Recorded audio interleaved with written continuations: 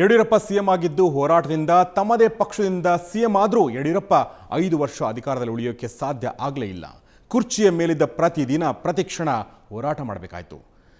ಒಂದು ಕಡೆ ತಮ್ಮದೇ ಪಕ್ಷದ ಶಾಸಕರ ಬಂಡಾಯಗಳು, ಆಪರೇಷನ್ ಕಮಲದ ಎಡವಟ್ಟುಗಳು, ಅಕ್ರಮ ಗಣಿಗಾರಿಕೆ ಹಗರಣಗಳು, ಸುತ್ತಿ ಕಾಡಿದ ಡಿನೋಟಿಫಿಕೇಶನ್ ಹಗರಣಗಳು. ಒಂದ ಎರಡ ಇದ್ದ 3.5 ವರ್ಷವೂ ಹೋರಾಟವೇ ಹೋರಾಟ.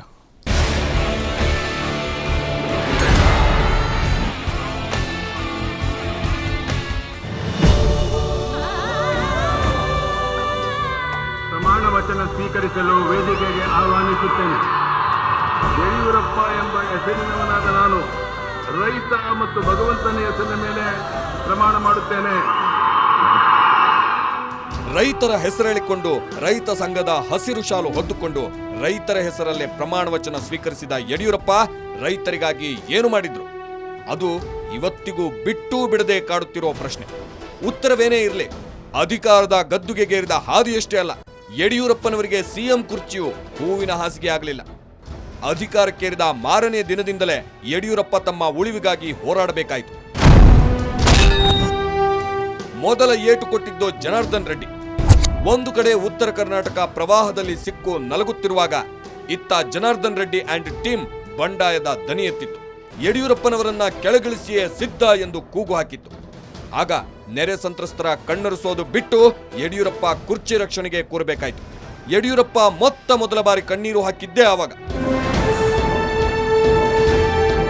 ಶೋಭಾ ಕರಂದ್ಲಾಜೆ ತಲೆದಂಡದೊಂದಿಗೆ ಬಂಡಾಯ ಮುಗಿತು. ರೆಡ್ಡಿಗಳು ಸ್ವೀಟ್ ತಿನ್ನಿಸಿ ಖುಷಿಯಾಗಿ ಬಂದ್ರು. ಆದ್ರೆ ಈಗ ನೋಡಿ, ಆಗ ಯಡಿಯೂರಪ್ಪ ರಕ್ಷಣೆಗೆ ನಿಂತಿದ್ದ ಬಿಜೆಪಿಯ ಯಾರೊಬ್ಬರು ಈಗ ಅವರ ಜೊತೆಯಲ್ಲಿಲ್ಲ. ಜನಾರ್ದನ್ ರೆಡ್ಡಿ ಜೈಲು ಪಾಲಾಗಿದ್ದಾರೆ. ಅಡ್ವಾಣಿ, ಸುಷ್ಮಾ ಸ್ವರಾಜ್ ಮುನಿಸಿಕೊಂಡು ದೂರ ಸರಿದಿದ್ದಾರೆ. ಆಗ ಪಕ್ಷದ ರಾಜ್ಯಾಧ್ಯಕ್ಷರಾಗಿದ್ದ ಸದಾನಂದಗೌಡ ಯಡಿಯೂರಪ್ಪ ಸಿಎಂ ಪಟ್ಟ ರಕ್ಷಣೆಗೆ ಹೋರಾಡಿದ್ದರು. ಈಗ ಇಬ್ಬರು ಹಾವು ಮುಂಗುಸಿಯಂತಾಗಿದ್ದಾರೆ. ವಿಚಿತ್ರ ನೋಡಿ, ಈಗ ಯಡಿಯೂರಪ್ಪನವರೇ ನಮ್ಮ ಏಕಮೇವ ದ್ವಿತೀಯ ನಾಯಕ ಎಂದು ಕೂಗುತ್ತಿರುವ ರೇಣುಕಾಚಾರ್ಯ ಕೂಡ ಒಂದು ಕಾಲದಲ್ಲಿ ಯಡಿಯೂರಪ್ಪ ವಿರುದ್ಧ ತೊಡೆ ತಟ್ಟಿದ್ದ ಧೀರ ನಾಯಕರೇ. ಆಗ ಯಡಿಯೂರಪ್ಪನವರನ್ನ ರಕ್ಷಿಸಿದವರು ಯಾರೊಬ್ಬರು ಈಗ ಬಿಎಸ್ವೈ ಜೊತೆ ಇಲ್ಲ ಅನ್ನೋದು ವಿಪರ್ಯಾಸ. ಕಾಡುತ್ತಲೇ ಇದ್ದರು ರಾಜ್ಯಪಾಲರು. ಯಡಿಯೂರಪ್ಪನವರನ್ನ ಅಧಿಕಾರಾವಧಿಯುದ್ದಕ್ಕೂ ಕಾಡಿದ್ದು ಬಿಜೆಪಿ ಮತ್ತು ಆಪರೇಷನ್ ಕಮಲದಿಂದ ಬಂದ ಶಾಸಕರಷ್ಟೇ ಅಲ್ಲ, ರಾಜ್ಯಪಾಲರು ಕೂಡ ಎಡಬಿಡದೆ ಕಾಡಿದ್ರು. ಚರ್ಚ್ ದಾಳಿ ಪ್ರಕರಣದಲ್ಲಿ, ಹಾವೇರಿ ಗೋಲಿಬಾರ್ ಪ್ರಕರಣದಲ್ಲಿ, ಗಣಿಗಾರಿಕೆ ವಿಷಯದಲ್ಲಿ, ಸರ್ಕಾರಿ ಅಧಿಕಾರಿಗಳ ಟ್ರಾನ್ಸ್ಫರ್ನಲ್ಲಿ, ಸಂಪುಟ ವಿಸ್ತರಣೆಯಲ್ಲಿ, ಗೋಹತ್ಯೆ ನಿಷೇಧ ವಿಧೇಯಕ ವಿಚಾರದಲ್ಲಿ ಒಂದ ಎರಡ ರಾಜ್ಯಪಾಲರ ವಿರುದ್ಧ ಬಿಜೆಪಿ ಒಮ್ಮೆ ಕರ್ನಾಟಕ ಬಂದ್ ಕೂಡ ಕಾಣಬೇಕಾಯಿತು. ರಾಜ್ಯಪಾಲರು ಮತ್ತು ಪಕ್ಷದೊಳಗಿನ ಬಂಡಾಯಗಳಿಂದಾಗಿ ಯಡಿಯೂರಪ್ಪ ಇದ್ದ 3.5 ವರ್ಷದಲ್ಲಿ 3 ಬಾರಿ ವಿಶ್ವಾಸಮತ ಎದುರಿಸಬೇಕಾಯಿತು. ಭೂ ಹಗರಣಗಳ ಚಕ್ರವ್ಯೂಹ.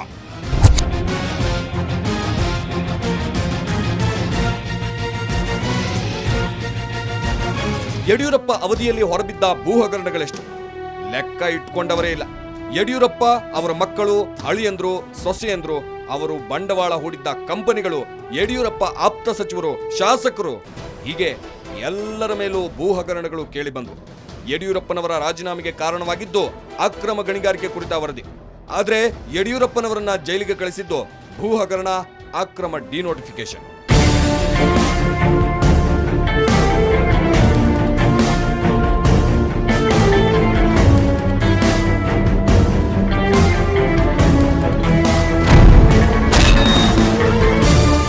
ಅನರ್ಹ ಶಾಸಕರ ಬಂಡಾಯ.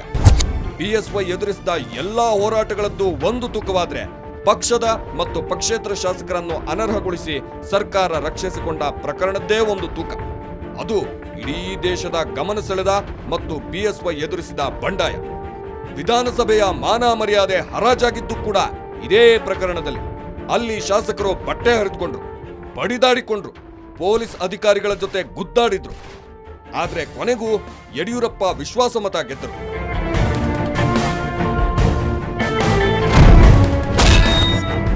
ಅಕ್ರಮ ಗಣಿಗಾರಿಕೆ ವರದಿ ತಂದ ಕಂಟಕ. ಹಳೆಯ ಮಿತ್ರರು ದೂರ, ಹೊಸ ಮಿತ್ರರೇ ಹತ್ತಿರ. ಎಲ್ಲ ಬಂಡಾಯಗಳನ್ನು ಗೆದ್ದರೂ ಯಡಿಯೂರಪ್ಪ ಅಧಿಕಾರ ಕಳೆದುಕೊಂಡಿದ್ದು ಅಕ್ರಮ ಗಣಿಗಾರಿಕೆ ಕುರಿತ ಲೋಕಾಯುಕ್ತ ವರದಿಯಿಂದಾಗಿ. ರಾಜೀನಾಮೆ ಕೊಟ್ಟ ಮೇಲೂ ಯಡಿಯೂರಪ್ಪ ತಾವೇ ಹೇಳಿದಂತೆ ಸದಾನಂದ ಗೌಡರನ್ನ ಅಧಿಕಾರದ ಗದ್ದುಗೆಗೇರಿಸಿದ್ರು. 6 ತಿಂಗಳಲ್ಲಿ ಮತ್ತೆ ಸಿಎಂ ಆಗುತ್ತೇನೆ ಅನ್ನೋ ಕನಸು ಮಾಸಿರಲಿಲ್ಲ. ಆದ್ರೆ ಕಾಲಚಕ್ರ ಉಲ್ಟಾ ತಿರುಗಿತ್ತು. ಮಿತ್ರರು ಶತ್ರುಗಳಾಗತೊಡಗಿದ್ರು. ಹಳೆಯ ಮಿತ್ರರಾದ ಈಶ್ವರಪ್ಪ, ಅನಂತಕುಮಾರ್, ಸದಾನಂದ ಗೌಡ ಯಾರೂ ಈಗ ಯಡಿಯೂರಪ್ಪ ಮಿತ್ರರಲ್ಲ. ವಾಜಪೇಯಿ, ಅಡ್ವಾಣಿ ನನ್ನ 2 ಕಣ್ಣುಗಳಿದ್ದಂತೆ ಎನ್ನುತ್ತಿದ್ದ ಯಡಿಯೂರಪ್ಪ ಈಗ ಅಡ್ವಾಣಿಯವರಿಗೆ ಧಿಕ್ಕಾರ ಕೂಗುವ ಮಟ್ಟಕ್ಕೆ ಹೋಗಿದ್ದಾರೆ.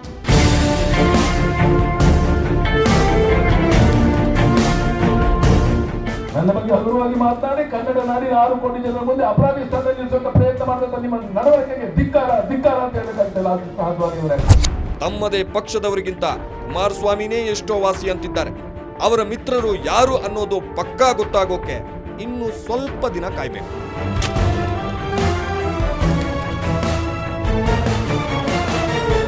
ಬಿಎಸ್ವೈ ಅವರ ಜೀವನದಲ್ಲಿ ಏರಿಳಿತಗಳು ಎಷ್ಟೊಂದು ವೇಗವಾಗಿದ್ವೆಂದರೆ ಕಳೆದ 7 ವರ್ಷಗಳಲ್ಲಿ ಯಡಿಯೂರಪ್ಪ ಉನ್ನತಿಯ ಉತ್ತುಂಗ ತಲುಪಿದ್ದಾರೆ, ಅವಮಾನದ ಪಾತಾಳವನ್ನು ಕೂಡ ಮುಟ್ಟಿದ್ದಾರೆ. ಅಧಿಕಾರದ ಗದ್ದುಗೆ ಏರಿಳಿದ ಕೆಲವೇ ದಿನಗಳಲ್ಲಿ ಜೈಲು ವಾಸದ ಕರಾಳ ದಿನಗಳನ್ನು ನೋಡಿದ್ದಾರೆ. ಸಿಎಂ ಪಟ್ಟದಲ್ಲಿ ಕುಳಿತು ಇಳಿದ ಕೆಲವೇ ದಿನಗಳಲ್ಲಿ ಮತ್ತೆ ಹೋರಾಟದ ಹಾದಿಯನ್ನು ತುಳಿದಿದ್ದಾರೆ.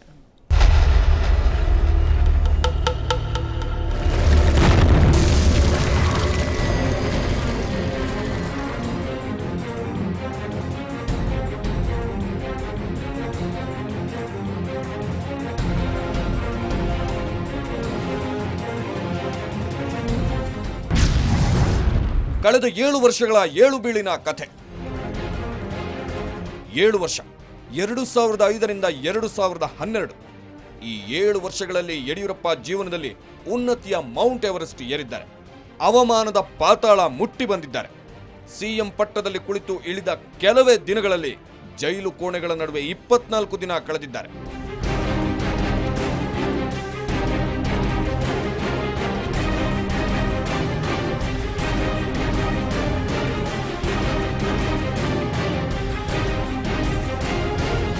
ಈಗ ಯಡಿಯೂರಪ್ಪನವರೊಳಗಿದ್ದ ಹೋರಾಟಗಾರ ಮತ್ತೆ ಎದ್ದು ಕುಳಿತಿದ್ದಾನೆ.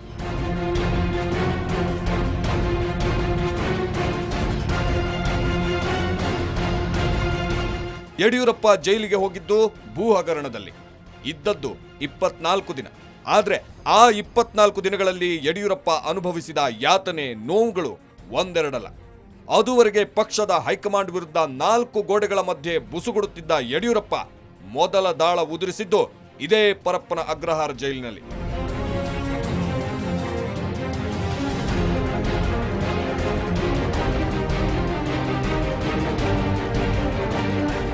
ಭ್ರಷ್ಟಾಚಾರ ವಿರೋಧಿಸಿ ಅಡ್ವಾಣಿ ನಡೆಸುತ್ತಿದ್ದ ರಥಯಾತ್ರೆ ಬೆಂಗಳೂರಿಗೆ ಬಂದಾಗ ತಮ್ಮ ಒಬ್ಬನೇ ಒಬ್ಬ ಬೆಂಬಲಿಗ ಅಡ್ವಾಣಿ ಯಾತ್ರೆಗೆ ಹೋಗದಂತೆ ನೋಡಿಕೊಂಡಿದ್ದು ಯಡಿಯೂರಪ್ಪ ಸಾಧನೆ. ಜೈಲಿನಿಂದಲೇ ತಾವೆಷ್ಟು ಪವರ್ಫುಲ್ ಲೀಡರ್ ಅನ್ನೋ ಸಂದೇಶವನ್ನ ಹೈಕಮಾಂಡ್ಗೆ ಮುಟ್ಟಿಸಿದ್ದು ಹಾಗೆ.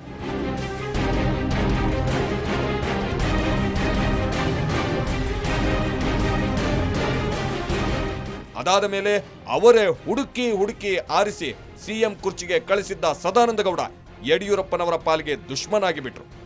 ಸದಾನಂದ ಗೌಡರನ್ನ ಕೆಳಗಿಳಿಸೋಕೆ ಹರಸಾಹಸ ಮಾಡಿದ ಯಡಿಯೂರಪ್ಪ ಕೊನೆಗೂ ಗೆದ್ರು.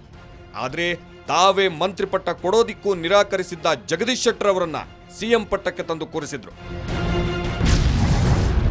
ಶೆಟ್ಟರ್ಗೆ ಪಟ್ಟ ಕಟ್ಟೋವಾಗ್ಲೇ ಬಿಜೆಪಿ ಬಿಡೋಕೆ ರೆಡಿ. ಸದಾನಂದ ಗೌಡರನ್ನು ಕೆಳಗಿಳಿಸೋಕೆ ಹೋರಾಡುತ್ತಿದ್ದ ಹೊತ್ತಿನಲ್ಲೇ ಬಿಜೆಪಿ ಬಿಡುವ ಗಾಳಿ ಸುದ್ದಿ ತೂರಿ ಬಿಡುತ್ತಿದ್ದ ಯಡಿಯೂರಪ್ಪ ಈಗ ತಾವೇ ಕಟ್ಟಿದ ಪಕ್ಷದಿಂದ ದೂರ ಸರಿಯುತ್ತಿದ್ದಾರೆ. ಶಾಸಕ ಸ್ಥಾನಕ್ಕೆ ರಾಜೀನಾಮೆಯನ್ನು ಕೊಟ್ಟಿದ್ದಾರೆ.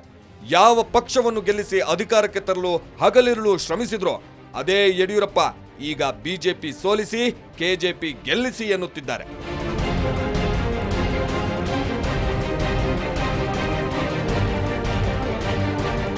ಕಾಲಚಕ್ರ ತಿರುಗುತ್ತಲೇ ಇದೆ. ಹಾವೇರಿಯಲ್ಲಿ ಹೊಸ ಪಕ್ಷಕ್ಕೆ ವೇದಿಕೆ ಸಿದ್ಧವಾಗಿದೆ. ಕೆಲವೇ ತಿಂಗಳಲ್ಲಿ ಎಲೆಕ್ಷನ್.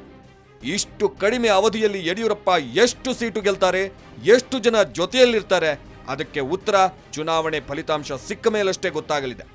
ಆದರೆ ಯಡಿಯೂರಪ್ಪ ತಮ್ಮ ಪಕ್ಷವನ್ನ ಗೆಲ್ಲಿಸೋಕೆ ಸಾಧ್ಯವಾಗದೇ ಇದ್ರೂ ಬಿಜೆಪಿಯನ್ನು ಸೋಲಿಸೋದ್ರಲ್ಲಿ ಯಶಸ್ವಿ ಆಗ್ತಾರೆ ಅನ್ನೋದ್ರಲ್ಲಿ ಈಗ ಅನುಮಾನಗಳಿಲ್ಲ.